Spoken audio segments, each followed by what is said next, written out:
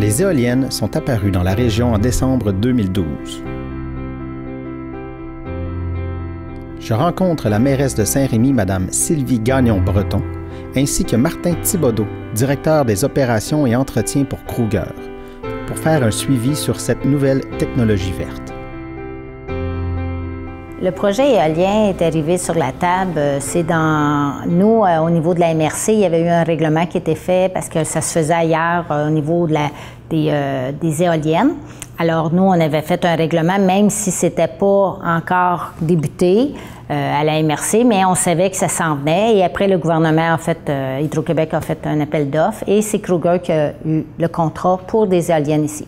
Pour comprendre les éoliennes, quand ça commence, ils ont été lors de l'appel d'offres, les compagnies qui sont susceptibles de soumissionner, ils vont déjà voir certains agriculteurs pour leur demander comme des styles d'entente qui pourraient avoir le potentiel de mettre des éoliennes sur leur terrain. Il y a eu aussi des éoliennes, c'est pas des éoliennes comme telles, mais des prises de vent qui ont été installées comme pendant le projet, comme un projet pilote avant. Alors, quand ça s'est tout fait à différents endroits, et quand ils ont eu le contrat, Kruger, c'est là qu'ils sont venus nous rencontrer avec la Ville pour avoir l'entente. Et là, l'entente, à nous, la Ville, ce qu'on s'était, moi j'étais conseillère dans le temps, c'est qu'est-ce qui était très, très important, c'est qu'il y ait de la bonne information, parce qu'il fallait vraiment, comme le terme maintenant, c'est accessibilité citoyenne, bien, sociale, il fallait qu'il y ait des rencontres. Alors, on a eu beaucoup de rencontres. On a fait des séances d'information à notre demande auprès de Kruger. Kruger ont été très coopératifs, très collaborateurs, parce qu'ils répondaient à nos attentes. Alors, c'était... Parce qu'on ne connaissait pas ça, là. C'est sûr que moi, quand on a eu le projet, j'ai monté à Matane, personnellement, pour aller voir, écouter les éoliennes et tout ça, parce que c'était comme le paysage et tout ça. On attendait différents commentaires. Alors, pour ça que c'est-tu bon, c'est pas bon, c'était vraiment de l'inconnu, hein? Autant pour nous, là, au conseil municipal, que pour les citoyens. Alors, c'était le début que des consultations citoyenne avec Kruger. Le conseil, avant de l'implanter comme tel, le conseil, on a eu plusieurs rencontres à savoir si vraiment on voulait ça. Parce qu'il faut vous compreniez que si la Ville ne fait pas d'entente avec le fournisseur qui a été choisi, ça ne peut pas exister. Sauf que nous, au conseil, on s'était dit, on va écouter nos citoyens, on va voir. On a déjà des citoyens qui étaient venus nous dire qu'ils étaient d'accord, puis d'autres qui n'étaient pas d'accord. Alors, on a dit, on va y aller avec les citoyens. On va voir si l'accessibilité sociale est là, si les gens veulent. Si les gens, l'acceptabilité, excusez, sociale est là, on s'est dit, on veut vraiment que ça soit bien fait, puis voir si vraiment les gens veulent avoir ça.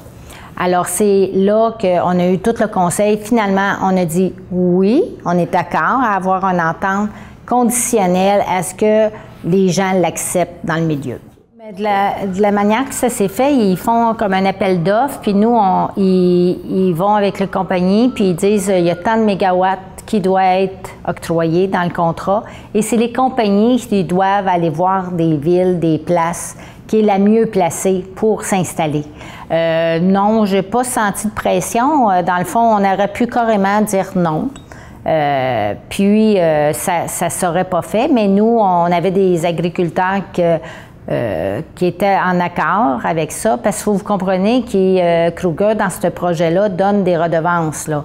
Il paye autant les agriculteurs que la Ville aussi, un montant par année pour les éoliennes. Alors non, moi, il n'y avait pas j'ai pas senti de pression là, du gouvernement. C'était plus que nous, on décidait si on voulait ou pas.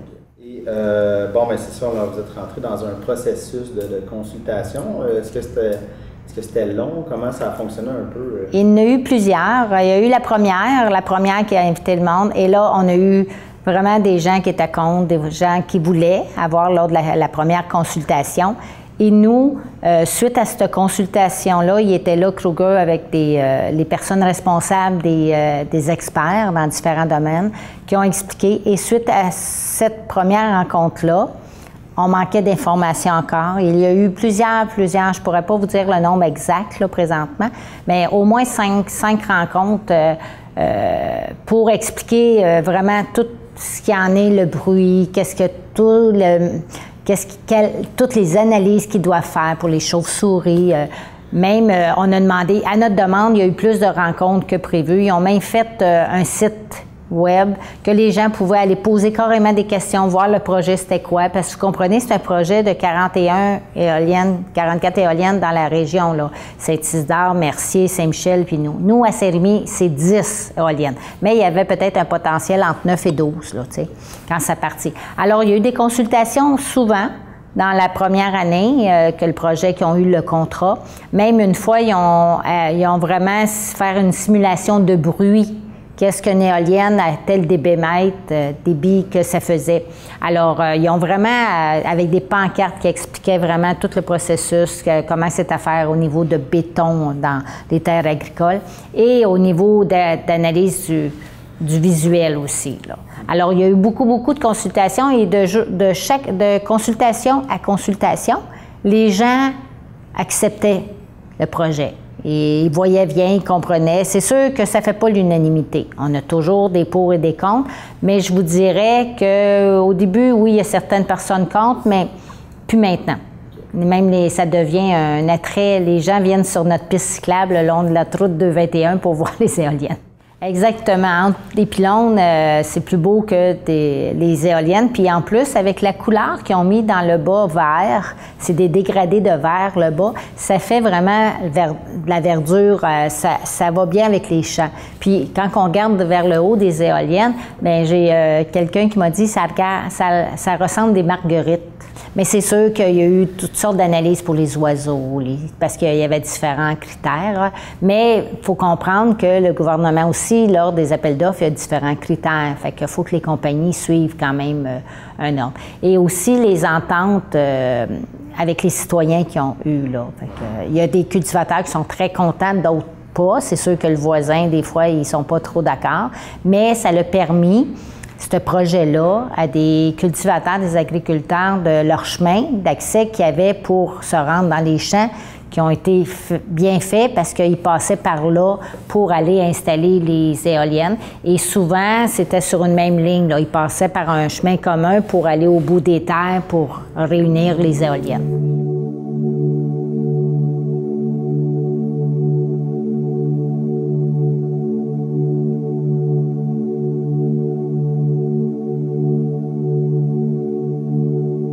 Pour les questions des négociations pour les redevances, c'était, il offrait un certain montant, ça s'était négocié. Pour les ententes avec les agriculteurs, ça, nous, on n'est pas au courant de ça. Mais au niveau de la ville, finalement, ça s'est soldé à 2510 kilowatts et nos par éolienne. Fait que la plupart, ils ont 2,3, alors ça nous donne 5750 par éolienne. Nous, sur notre territoire, c'est 10 éoliennes. Fait que ça nous fait 57 500, mais c'est indexé au coût à l'année. C'est 57 plus l'indexation de l'année. Alors, ils nous donnent ce montant-là que nous, on prend beaucoup pour, au niveau d'améliorer la qualité de nos citoyens, là, au niveau de parcs ou autres, là. Alors, c'est à tous les ans. Oui, et c'est sur 20 ans? C'est sur 20 ans, c'est 10 ans renouvelable de 20 ans, une possibilité puis toujours renouvelable. Si jamais c'est démantelé, après le terme du contrat, ils enlèvent tout, même la section béton, là. Nous, à la MRC, c'était leur projet touchait seulement au niveau, suite leur analyse de vent, c'était Saint-Rémy, Sainte-Clotilde puis Saint-Michel. Sainte-Clotilde, c'était trop loin parce qu'il faut comprendre aussi l'accessibilité c'est quand même des conduites jusqu'à la centrale, là. La centrale de Kruger, ils l'ont installée à Saint-Rémy. On a vendu un terrain dans le temps, le long de la 221. Fait que c'est aussi, eux autres, la faisabilité de ces éoliennes-là. Fait qu'il fallait qu'ils soient regroupés. Fait que ça s'est soldé, nous, à la MRC, par Saint-Michel et Saint-Rémy. Pour ce qui est de la MRC du Roussillon, qui ont Mercier puis Saint-Isidore, ça, on n'a pas eu de négociation avec eux. Là, c'était vraiment de la ville avec la compagnie Kruger. Et Kruger, ils ont été très collaboratifs dans le sens qu'ils n'ont pas argumenté notre règlement qu'on avait dans le temps, qui était qu'on a toujours, là, parce qu'il était fait avant qu'ils nous approchent. La MRC Desjardins, on avait fait notre règlement qui disait comme quoi qu'une éolienne doit être à 750 mètres d'une résidence principale. Alors, puis, il fallait que les éoliennes soient à 2 km du périmètre urbain. Fait qu'ils n'ont pas argumenté ces normes-là parce qu'il y a d'autres places comme Roussillon, eux, avaient 500 mètres, 500 km d'une résidence principale. Fait que ils ont vraiment suivi, ils voulaient vraiment qu'ils réussissent ce projet-là. Ils ont tout mis l'énergie pour. Puis on leur demandait plus de consultations, des panneaux pour expliquer plus, répondre aux questions. Puis ils ont vraiment suivi vraiment nos demandes, là, parce qu'on voulait vraiment que nos citoyens aient leur juste. Fait que pour venir au MRC, ça s'est fait nous, mais oui, il y avait la réglementation au niveau de la MRC, mais après, les négociations, c'était de ville avec la compagnie. Plusieurs parcs dans le Québec, mais il y a bien des places aussi que ça n'a pas passé. Avez-vous une idée pourquoi ici, finalement, l'espèce d'acceptabilité sociale a passé? En fait, le monde a dit oui. Bien, moi, tout a été dans l'information aux citoyens. On a fait beaucoup de consultations avec les gens, puis expliquer vraiment. Puis je pense qu'il a fait la différence entre d'autres pas tellement loin d'ici que ça n'a pas marché, c'est vraiment la compagnie. La compagnie Kruger était vraiment à l'écoute des gens et répondait vraiment aux demandes et aux questions. Puis si vraiment il y avait quelqu'un qui n'était pas d'accord, il prenait le temps avec cette personne-là de vraiment un à un, y expliquer vraiment. Souvent, dans différents projets, que ce soit ce projet-là ou d'autres projets pour une municipalité, une ville, c'est vraiment de faire bien comprendre c'est quoi le projet, puis t'expliquer. Souvent, c'est de la désinformation. Quand tu n'as pas toute l'information, tu peux interpréter différemment le pourquoi. Et le gros succès des éoliennes, je crois, la différence, c'est ça. C'est qu'il y a eu beaucoup de consultations, puis que les gens, que la compagnie répondait, il y avait vraiment des spécialistes à tous les niveaux. Au début, que je me souvienne, mais il faut penser aussi, la première rencontre, il y a eu aussi un groupe d'autres municipalités qui étaient contre dans leur secteur, qui sont venus prendre le plancher. Pour poser des questions, justement, dire, bien, pour les oiseaux, ça endommage les oiseaux, le paysage. Fait que les points négatifs qui étaient surtout, c'est d'emmener du béton dans des terres agricoles, que ça l'enlevait des portions cultivables. Le décor aussi, de voir ces éoliennes-là dans un milieu agricole. Aussi le bruit. Le bruit, ça a été vraiment un élément que ça leur sortit. Puis en gros, c'était ce que je me souvienne. Puis le bruit, entre autres, une anecdote, c'est quand ils ont fait la simulation du bruit, ils avaient fait le bruit de l'éolienne, puis un bruit de criquet l'été quand il fait chaud. Criquet est plus fort que l'éolienne, à une certaine distance, là, de la maison, là, comme on disait, les critères de distance avec le règlement. Alors, je pense que c'est ça. Au début, c'était de l'inconnu, hein. On ne savait pas, puis qu'est-ce que ça allait faire, qu'est-ce que ça allait emmener. Mais ce projet-là, juste la construction de ces éoliennes-là, ça l'a fait une économie pendant ce temps-là dans le coin, parce que c'est des spécialistes qui venaient, ils ont pris, Kruger ont pris des contracteurs locaux, beaucoup. Fait que ça l'a fait stimuler l'économie pendant cette période-là, là, autant pour nos commerces, nos entrepreneurs locaux, que aussi il y avait des spécialistes qui venaient, mais ils demeuraient dans le coin, ils mangeaient dans le coin. Alors, ça l'a fait ça l'a comme contribué à l'économie locale là, pendant la construction des éoliennes. Qu'est-ce que ça apporte? Vous l'avez déjà un peu dit, mais j'aime ça, mais qu'est-ce que ça apporte à Saint-Rémy, puis la région, d'avoir des éoliennes? Ça dépend des personnes. Si on regarde côté agricole, les personnes qui ont des éoliennes sur leur terre, ça leur permet d'avoir un revenu garanti pour la période de la location de l'entente. Ça, c'est un plus pour certains agriculteurs. Des fois, tu es petit, alors des saisons, c'est bon, d'autres saisons, c'est moins bon. Nous, la Ville, ce que ça fait, c'est que ça génère un montant d'argent par année qu'on peut redistribuer pour les citoyens. Pour l'avoir vécu sur notre piste cyclable, comme je mentionnais tantôt, bien, il y avait des gens de Ville-la-Salle qui étaient venus à notre petite halte qu'on a s'installer là, puis il avait été en bicyclette pour justement arrêter de voir les éoliennes. Alors, ça fait aussi un élément touristique, un peu. Fait que, dans le gros, c'est ce que ça apporte. Et est-ce que vous trouvez que c'est important pour les villes de se tourner vers les nouvelles technologies, les idées vertes? Et une sous-question, est-ce que les villes en ont les moyens? Est-ce que le gouvernement aide? Je ne sais pas, c'est peut-être un peu vague comme question. Oui, mais... bien, comme l'énergie durable, là, comme les éoliennes, c'est un principe. C'est sûr qu'il y a des pots qui disent que ça coûte très cher. Il faut regarder plus dans l'avenir.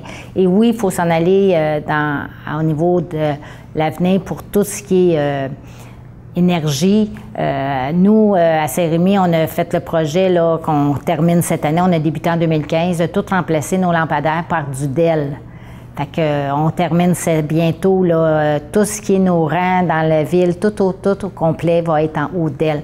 Fait que ça, c'est en prévision de moins cher d'électricité et tout ça. Alors, je pense que oui, il faut qu'on se donne des moyens, peut-être les analyser. C'est sûr, des nouveaux moyens, il y a toujours une période d'ajustement et comme on dit, de validation puis d'amélioration. Je pense que les éoliennes, c'est dans ce volet-là, de ne pas en mettre partout, mais moi, j'ai comme principe, il faut vraiment respecter la volonté des citoyens. Si des citoyens n'en veulent pas, je pense qu'un conseil, c'est pas facile d'aller contre les citoyens pour ça, mais je vous dirais que les éoliennes, c'est un des moyens pour l'énergie, pour regarder, s'en aller plus vers, comme on dit, dans l'avenir.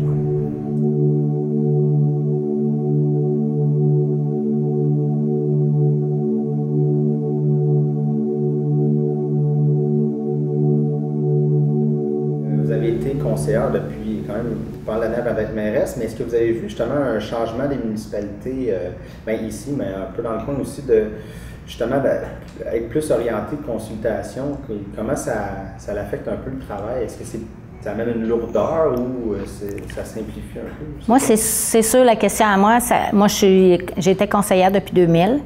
Les consultations citoyennes étaient moins populaires. Dans les dernières années, effectivement, avec le nouveau terme que l'accessibilité sociale veulent, puis c'est un terme qui est vraiment devrait être là tout le temps. Parce que dans n'importe quel projet, avant, on décidait, ça se faisait sans consulter, et après coup, tu avais le retour en disant que c'était pas correct. Et je crois que pour moi, personnellement, j'ai toujours été comme ça, de consulter, de demander à mon monde autour, mais de faire à grande échelle, puis de consulter, c'est sûr que c'est beaucoup plus d'organisation, plus de temps, mais au bout de la ligne, on en sauve du temps. Parce que là, c'est pas de la désinformation. Tu donnes la bonne information et là, ça te permet de faire des beaux projets que les gens sont contents. Parce que vous comprenez qu'un projet, quand que les gens ne sont pas informés puis qu'ils t'arrivent avec un projet, la critique est beaucoup plus grande après. Alors moi, je pense que c'est un mode de travail, de fonctionnement que nous, le nouveau conseil, on a mis en branle, puis beaucoup plus maintenant, pour dire, bien, on vous écoute, puis il n'y a pas juste vous écouter pour rien faire. C'est facile à dire, oui, on vous écoute, puis qu'on laisse ça sur une tablette, puis on ne tourne pas, mais de revenir avec un suivi, de faire au niveau de la consultation. Fait que c'est très important de consulter, mais aussi de revenir avec le résultat de la consultation. Imagine Action a parti, le but de l'idée, c'est que nous, le Conseil, nous avons fait une vision stratégique et avec 10 axes d'intervention. La première était vraiment la consultation citoyenne. Et au niveau de la MRC, nous avons un nouveau schéma d'aménagement revisé qui a été adopté en décembre 2014. Et suite à ça, il faut revoir toute notre réglementation et un élément que le gouvernement exige, c'est de faire une consultation pour les règlements. Nous, on voulait faire innover, on voulait changer ça et avec notre directeur du territoire et l'équipe ici en place, on a dit comment qu'on pourrait faire changement que juste faire présenter des règlements, des tables rondes, une soirée, les gens sont occupés. Alors, c'est de là parti à l'interne de trouver un terme et c'est là que le terme a été sorti. Imagine l'action, puis un sous-catégorie, un sous-titre, osons imaginer. Alors, le conseil a donné le mandat à notre directrice générale et à son équipe de nous présenter, de penser, de ne pas mettre des limites, là, voir comment ils verraient ça, faire une consultation, comment ils voyaient ça. Et c'est de là que les idées ont germé de partout. Et c'est là qu'on est parti, on a lancé au mois de juillet, quand on a débuté entre autres au mois d'août, la Imagination, qui était la consultation citoyenne. Sur ça, ce qu'on a fait, c'est qu'on a engagé une firme pour un sondage. On a fait un sondage en ligne. Mais on s'est dit, les gens sont tellement occupés que si on leur dit « complétez le sondage », on n'aura pas un taux de participation élevé. Alors, ce qu'on s'est fait, c'est qu'on a engagé des gens qu'on appelait l'escouade citoyenne, que eux, à toutes les activités qu'on a eues au mois d'août et septembre, qu'il y avait soit des mini-sondages qui demandaient aux gens, ou le sondage global, ils ont cogné à toutes les portes de la ville de Saint-Rémy. C'est sûr que ce n'est pas tout le monde qui voulait le répondre, mais ceux qui voulaient répondre, c'est eux, notre équipe, qui complétait avec les gens, l'information que les gens disaient. Ils posaient des questions puis ils donnaient des commentaires. Je vous dirais que c'est pour ça qu'on a eu un gros taux de participation de notre sondage. On a au-dessus de 1100 personnes qui ont répondu. C'est une population de 8000, ça ne s'est jamais vu au Québec. Et c'était aussi le fait, on prenait aussi les courriels des gens. Et c'est de là qu'on leur disait, gens, seriez-vous intéressés à voir l'infolette de la ville? On a une infolette maintenant qui est nouveau depuis le printemps passé, que vous allez avoir l'information qui se passe dans la ville durant le mois. Et on a ramassé notre infolette qui était très peu connue ou inscrite, des gens inscrits, qu'on a passé à presque 1000 personnes qu'on a pu avoir. Alors, tout ça, en fait, on a commencé pour ça. Ça, c'était une innovation d'avoir une escouade citoyenne. En plus, dans nos parcs, chacun des parcs, on a mis des grands panneaux, des panneaux qui posaient une question. Ici, qu'est-ce que vous aimeriez avoir de plus ou autre? Fait que les gens nous ont donné des commentaires. On a au-dessus de 245 commentaires avec nos panneaux. Il y a une personne à tous les jours allait prendre, photographier tous les commentaires qu'il y avait. C'est sûr que des fois, on avait des dessins et autres, là, mais on a tous les jours, pendant du mois d'août au septembre, qu'on est allé chercher des commentaires que les gens écrivaient sur les panneaux là, dans chacun des parcs. Tout ça, on a eu une journée de la culture, la fiesta, toute l'escouade était là pour poser des questions. On a fait plein d'activités, qu'on a consulté aussi des commerçants, des citoyens de tous les âges. Et ça s'est terminé par une fin de semaine au mois d'octobre, 3 jours, qui étaient le vendredi, le samedi, le dimanche, mais avant midi, qu'on a comme converti les salles du centre communautaire en petite ville. On avait même, côté permis, on avait une demi-petite piscine avec un petit cabanon. Puis c'était vraiment grandiose, vraiment bien fait, dans le sens que c'était comme un salon d'habitat. C'était, tu te promenais, tu avais un circuit que tu pouvais voir tous les services de la ville. La CLD était là aussi pour ce qui est la lutte intégrée là, pour agricole. On avait même, il avait emmené le robot mécanique. Fait que ça touchait vraiment tous les éléments. Les saines habitudes de vie étaient là aussi. Il y avait une bicyclette que les gens faisaient un smoothie. Il y avait un mélangeur quand tu pédalais. Fait qu'il y a eu notre vision aussi, notre problématique d'eau. On expliquait qu'est-ce qu'il y en a et la vision globale pour l'eau. Fait que les gens pouvaient arrêter à chacun des kiosques pour soit avoir de l'information ou donner des commentaires. Et ça s'est fait, il y a eu au-dessus de 500 personnes qui sont venues. Alors, on a eu une vision différente de consulter les gens, qui était plus dynamique, plus au temps des gens. Quand ils pouvaient le faire, ils le faisaient. Comme la fin de semaine, ils venaient quand ils voulaient, comme un salon. Alors, s'il y avait une heure, ils venaient, ils pouvaient revenir dans la fin de semaine. Alors, on avait aussi un vélo, mon vélo, une ville, qui allait, ceux qui voulaient, on allait chercher, c'est un vélo à bicyclette que tu embarques les gens pour te déplacer dans la ville. Alors, on a eu plein de commentaires, de suggestions. Notre radio communautaire était là aussi, Choc FM qui a fait du direct aussi, et les gens pouvaient faire du direct pour voir qu'est-ce que c'est une radio communautaire. Fait que je vous dirais que c'était une fin de semaine très active, un très grand succès. Dans une des pièces, on a 9 parcs. On avait tous les parcs en images. Puis les gens pouvaient inscrire ce qu'ils voulaient comme amélioration dans le parc. Alors, on a eu beaucoup de commentaires. Et là, on est en train de rassembler tout ça pour sortir le plan d'action. Comme je disais tantôt, on consulte, mais là, il faut revenir aux citoyens avec le plan d'action. C'est très dynamique et j'ai été appelée, suite à ça, il y a une association qui s'appelle l'Association internationale des consultations publiques au Québec qui faisait un colloque, une journée. Là, puis on nous a invités, le directeur des communications et moi, j'étais allée faire une présentation, une conférence à expliquer notre démarche. Et on était 3 villes qui expliquaient la démarche. Et je vous dirais que les 2 autres villes, puis les gens, il y était une centaine de personnes, nous ont félicités pour vraiment l'innovation dans le fait de consulter les citoyens, pour vraiment s'adapter aux gens. Le fait de notre squad citoyenne qui allait aux gens directement, qui les retournait, ils disaient, ou s'ils disaient « Ah, je suis pas près d'ici, je revenais », ça, ils ont trouvé ça très merveilleux, puis les pancartes dans les parcs. Et notre fin de semaine comme telle, que les gens pouvaient aller quand ils pouvaient. Ça change la dynamique des groupes, là, comme on disait, des tables rondes, des ateliers, que tu vas là de 3 heures de temps, puis c'est un soir ou une demi-journée. C'est vraiment innovateur. Ouais. Et bon, c'est ça, j'ai fait avec Châteauguay, Vaudreuil, qui sont partis de la CMM, eux autres ont des objectifs assez précis à faire. Mais du côté de Saint-Rémy, qu'est-ce qui arrive de ce côté-là, de l'aménagement? C'est un peu le même principe que l'aménagement qui est dans la CMM, qui ont les autres villes. Nous, c'est le schéma d'urbanisme révisé, là, le plan de schéma. Alors, nous, c'est le gouvernement qui met des normes.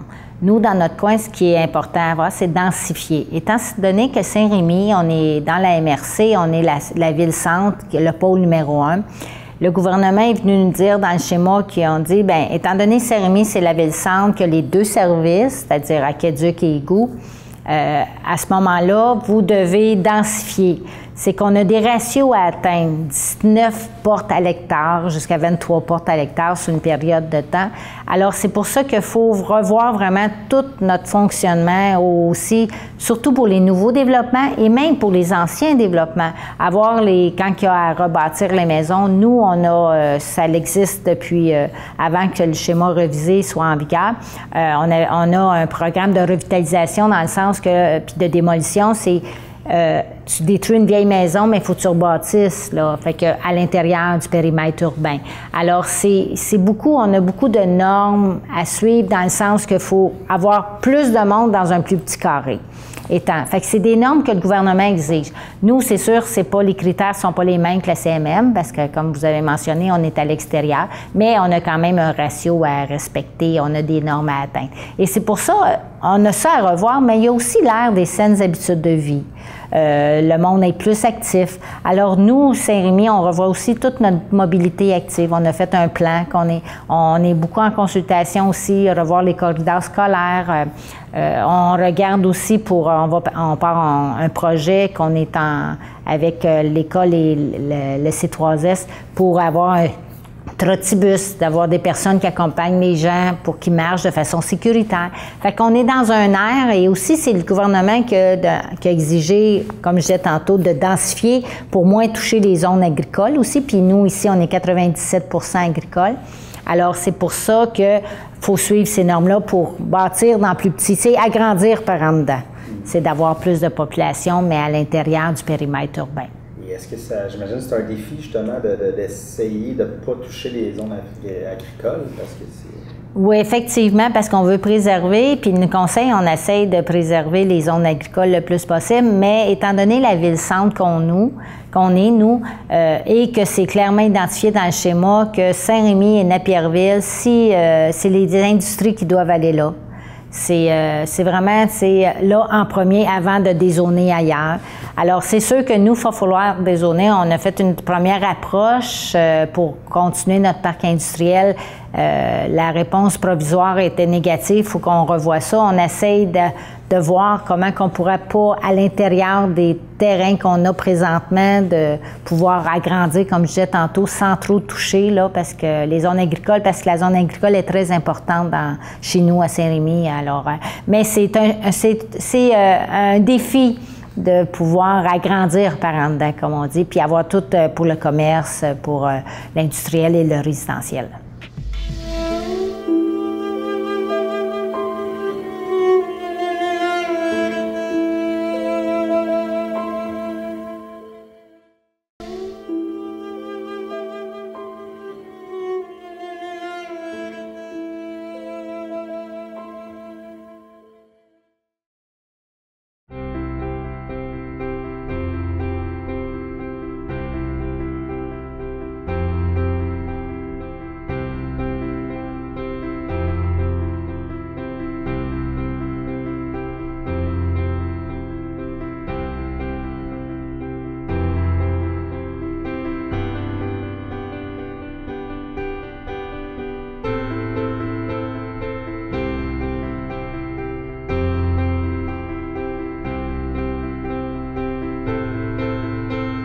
Je m'appelle Martin Thibodeau et je suis directeur des opérations pour Kruger Énergie Montérégie, qui est le site du parc éolien ici à Saint-Rémy. On est installé sur 5 municipalités, bien que notre bureau est à Saint-Rémy. Nous sommes également à Saint-Constant, Saint-Isidore, Mercier, Saint-Michel et Saint-Rémy. En tout, 44 éoliennes composent le parc éolien. Et au total, on peut produire 100 MW d'électricité qu'on vend sur le réseau d'Hydro-Québec, transport. Depuis 2012 que le parc est en opération, depuis le 12 décembre 2012, c'est une date facile à retenir, le 12. Et dépendamment des ressources de vent disponibles sur le site, dans la région, on produit jusqu'à une capacité de 100 MW. Ouais, les 44 éoliennes, au total, sont capables de fournir l'électricité pour 10 000 résidences, chauffer l'électricité. Dans le fond, tu te dis à chaque année, vous êtes pas mal à 100, parce que dans le fond, le vent, c'est variable. C'est pas comme un réservoir d'eau. Mais, ouais, peut-être juste parler de ça, l'espèce de variabilité. Lorsque je dis que les éoliennes, le parc éolien peut fournir l'électricité pour 10 000 résidences, il faut comprendre que le vent n'est pas toujours présent. On a un facteur de capacité d'environ 32 %. Ce qui veut dire que des journées, on produit 100 MW, d'autres journées, on en produit 5. Mais sur une moyenne annuelle, on est capable de produire à 32 % de notre pleine capacité.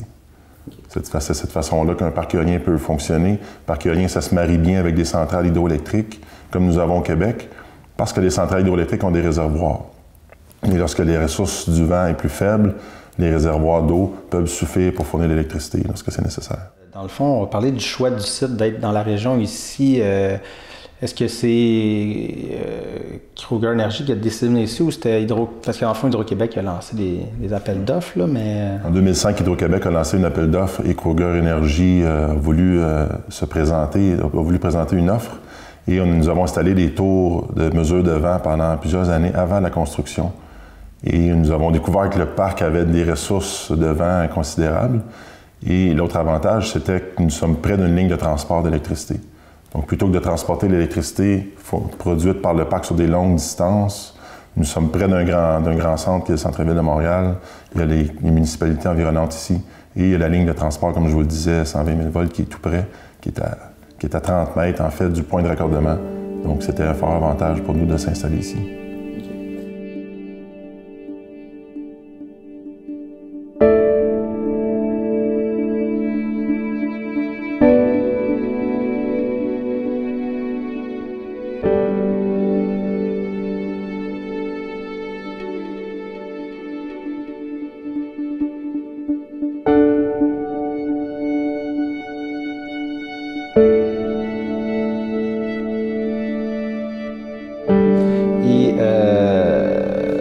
Dans le fond, tu es arrivé à la construction. Tu vas peut-être expliquer ça. Tu es arrivé à la construction, mais dans le fond, est-ce que tu es au courant quand même des craintes que le monde pouvait avoir avant l'arrivée des éoliennes? Puis parle un peu de ces craintes-là.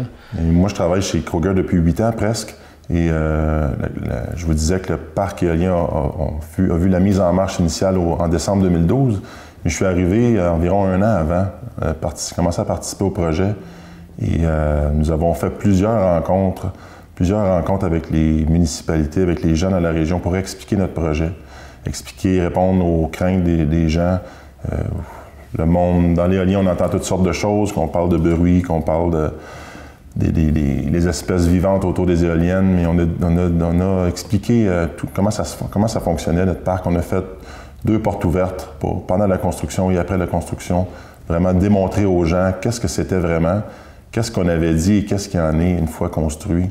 Et depuis ce temps-là, on poursuit avec des rencontres 2 fois par année au minimum, en plus des relations quotidiennes qu'on a avec les propriétaires, pour démontrer nos opérations. Et on est vraiment transparent dans ce qu'on fait. On n'a aucune plainte, d'ailleurs, qui a été adressée à nous, que ce soit pour le bruit, que ce soit pour l'achalandage ou quoi que ce soit, le paysage. On fait plusieurs suivis environnementaux, d'ailleurs. Le suivi de la faune avienne et des chauves-souris.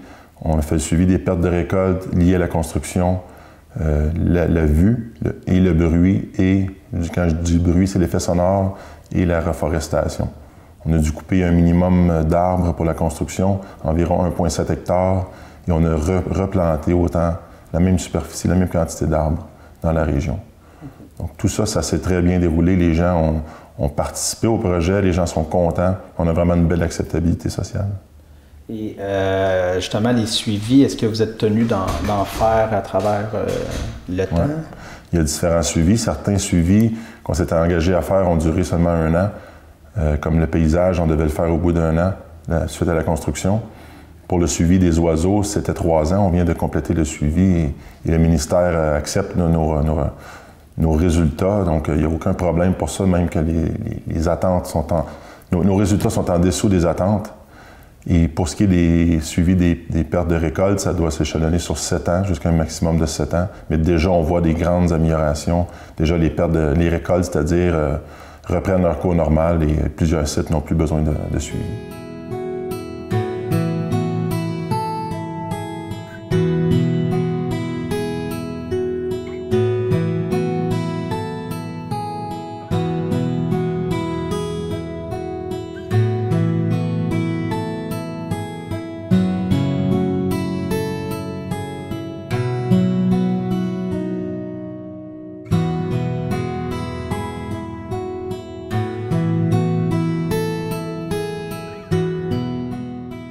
Peut-être expliquer que vous êtes situé où, les éoliennes physiquement sont où, puis ce que vous avez dû enlever de portions de terre. Là, pour... Donc, la majorité des éoliennes sont installées ici, en Montérégie, là où il y a des cultures maraîchères, principalement du maïs et du soya.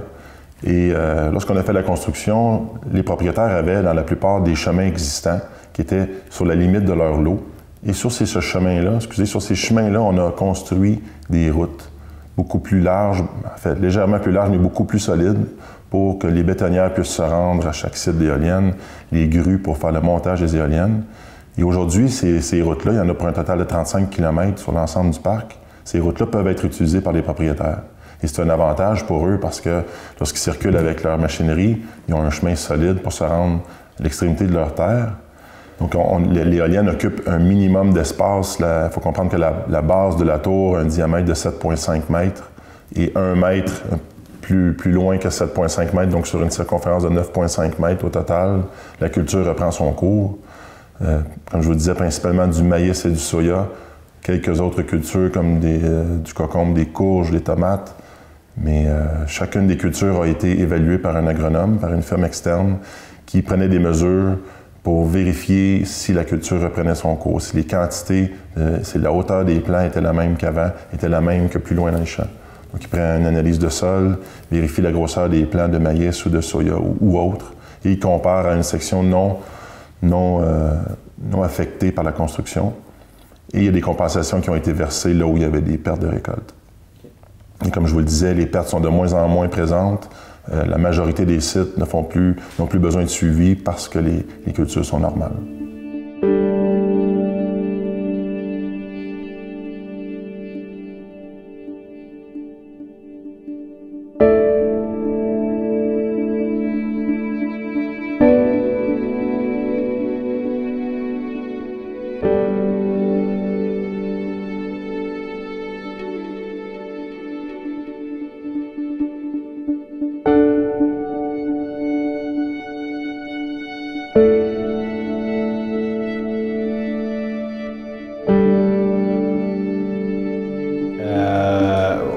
Revenir, dans le fond, au niveau sonore, c'était un truc qu'on entendait beaucoup aux nouvelles avant. Le monde avait peur, ça a l'air, ça fait du bruit, mais peut-être juste, ça fait combien de bruit? J'imagine que vous avez fait des tests. On a fait des tests pour le bruit. En ce qui a trait au bruit, les gens avaient des craintes parce que les gens ne connaissaient pas le monde de l'éolien. Moi-même, lorsque je suis arrivé, je n'avais pas souvent vu une éolienne dans ma vie. Et effectivement, le bruit, les gens s'inquiétaient de ça. Et avec les nouvelles technologies des éoliennes, ça s'est beaucoup amélioré. Le bruit est beaucoup moins présent. Il faut savoir que nos éoliennes sont installées en moyenne à 1 km de toutes les résidences. Une éolienne en fonction normale d'opération va produire un bruit qui est similaire à un réfrigérateur. Et ça, c'était au mur extérieur de la maison. Donc, lorsqu'on positionne l'éolienne à 750 mètres d'une résidence, l'éolienne va produire le même bruit qu'un réfrigérateur, mais installé sur le mur extérieur de la maison parce que c'est cette façon-là qu'on a démontré, qu'on a représenté le bruit.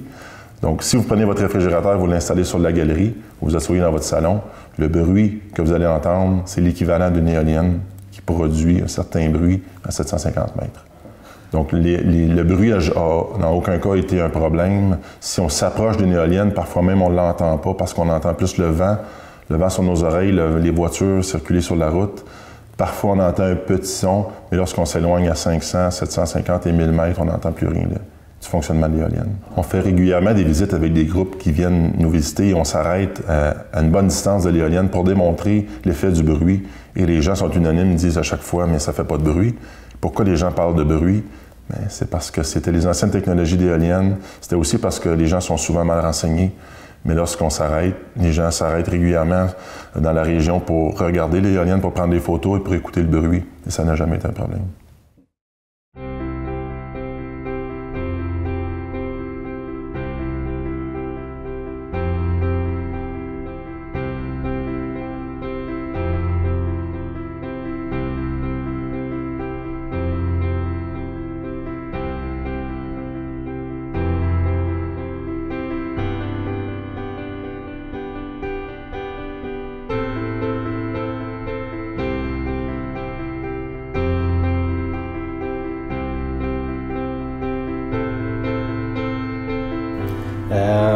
Là, ça fait 3 ans, là, vous rentrez dans le 4e. À date, est-ce que vous êtes satisfait du rendement du parc? Est-ce que, oui, est-ce qu'il y avait des adaptations? Est-ce qu'il y avait des trucs à adapter? Depuis la mise en marche du parc éolien, on est très satisfait des résultats. Ça dépasse nos attentes. La production d'énergie est très bonne. Au-delà de ce qu'on s'était attendu plutôt. On avait des analyses sur les ressources, sur la force du vent dans la région. Et le parc avait une belle capacité, mais déjà, on peut voir que les capacités sont dépassées. Et on a appris comment fonctionnait une éolienne. On a notre turbinier qui est sur place, qui fait des maintenances sur les équipements, qui performe très bien, qui lui aussi connaît bien le fonctionnement. Donc, vraiment, ça se passe en harmonie avec la population. On dépasse nos productions d'énergie plus qu'on s'attendait. Vraiment, c'est un succès, ce projet-là. Jusqu'à maintenant, on a dépassé 3 ans. On entame notre 4e année. On est très heureux de notre parc éolien. Et là, on va dire justement le fonctionnement, comment ça produit de l'énergie, mais puis peut-être aussi peut-être commencer justement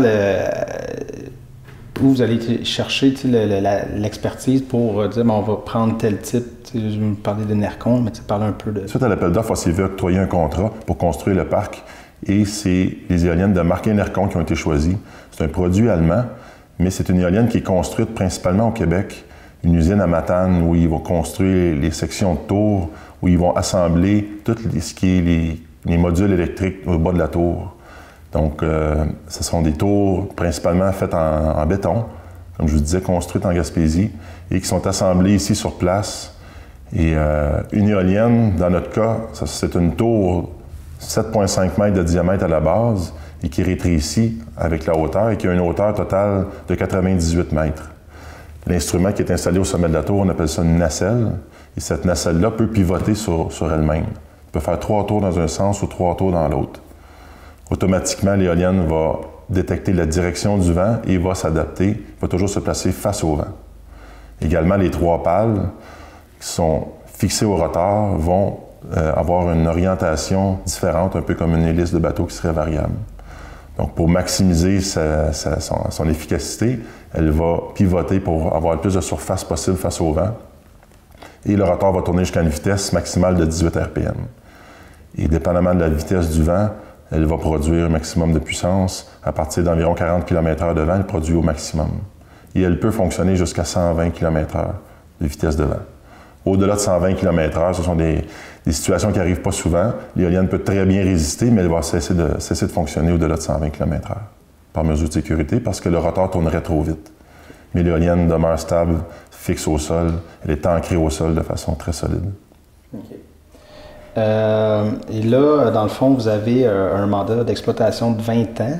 Mm-hmm. Ça, c'est quoi? C'était fixé par Hydro-Québec, ça, oui. Le 20 ans? OK. Lorsque l'appel d'offres a été lancé, qu'on a obtenu le contrat, c'était un contrat d'achat d'électricité pour une durée de 20 ans avec Hydro-Québec Transport. Et on entame notre 4e année de vente d'électricité. On en a encore pour 16 autres années. Et au-delà de ce contrat-là, Kruger va vouloir renouveler le contrat. On s'est installé ici pour plusieurs années. On veut maintenir nos éoliennes en fonction. Une éolienne, c'est bon pour fonctionner pendant plusieurs années. Il y a certaines pièces en mouvement qui peuvent être remplacées au besoin. Mais une éolienne, c'est un produit qui est très solide, une technologie qui est quand même très éprouvée maintenant et qui peut durer plusieurs années. Ouais, savez-vous combien d'années ou c'est dur? C'est dur à évaluer, mais on pense certainement à 2 cycles de 20 ans pour un total de 40 ans. Comme je vous le disais, les pièces en mouvement vont pouvoir être remplacées sans problème.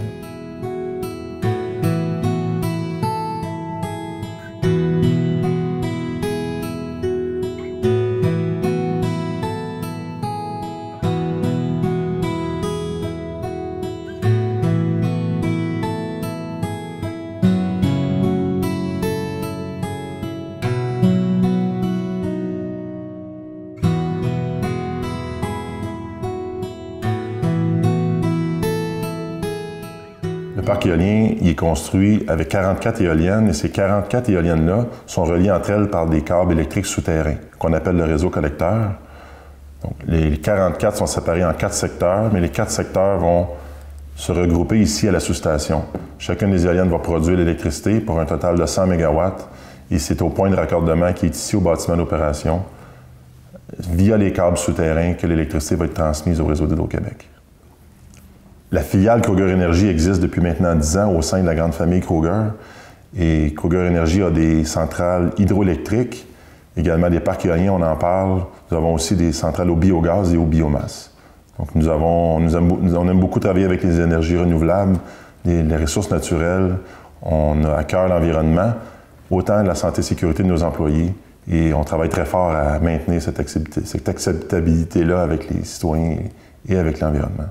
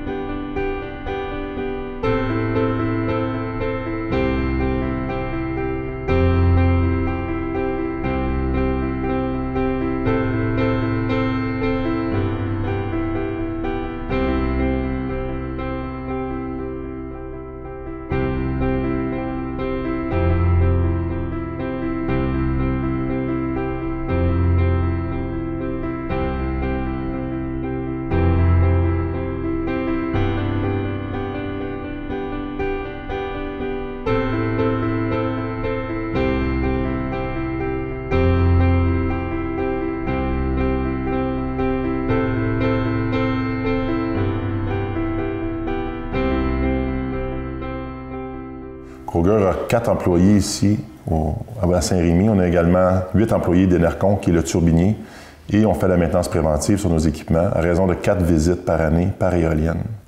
Donc on fait une vérification électrique, une vérification mécanique, une vérification graisse et visuelle. Donc 4 fois dans l'année, on va faire une visite à l'éolienne. Les entretiens se passent entre 4 heures et environ 2 jours, la durée des entretiens. Et c'est pour ça qu'on se doit de faire des interventions. On les fait aussi en période de faible vent. Donc en hiver, c'est reconnu que la densité de l'air fait en sorte qu'on a plus de vent, plus de ressources. On va faire moins d'entretien. Pendant la période chaude, pendant la période d'été, on va faire un peu plus d'entretien puisque la ressource est moins présente et c'est plus efficace pour nous que d'arrêter des éoliennes à cette période-là de l'année. Puis, justement, les hivers dans l'éolien, en fait, les tours, est-ce que ça survit bien à nos hivers? Ouais. Les éoliennes sont conçues pour fonctionner en période hivernale. Et une particularité de ces éoliennes-là, c'est qu'elles ont la capacité de se dégivrer d'elles-mêmes. Là, en période de givre, il pourrait s'accumuler de la glace sur les pales, ce qui va débalancer le fonctionnement de l'éolienne. Mais il y a des détecteurs de givre et il y a du chauffage qui va être activé pendant ce temps-là pour faire fondre la glace, pour maximiser la production d'électricité pendant les périodes de verglas ou pendant les périodes d'hiver. Ouais, puis j'imagine aussi, pour pas que ça brise plus rapidement, en fait, prolonger la... Exactement. Ce sont des pales qui ont 41 mètres de longueur, 3 pales, donc pour un diamètre de 82 mètres. Et lorsque ça tourne à 18 RPM, c'est une grosse masse qui se déplace. S'il devait y avoir de la glace qui se colle aux pales, ça affecterait le fonctionnement. Les éoliennes sont bien conçues, ils ont un système de dégivrage qui va leur permettre de se déloger d'elles-mêmes de la glace qui pourrait s'adhérer aux pales.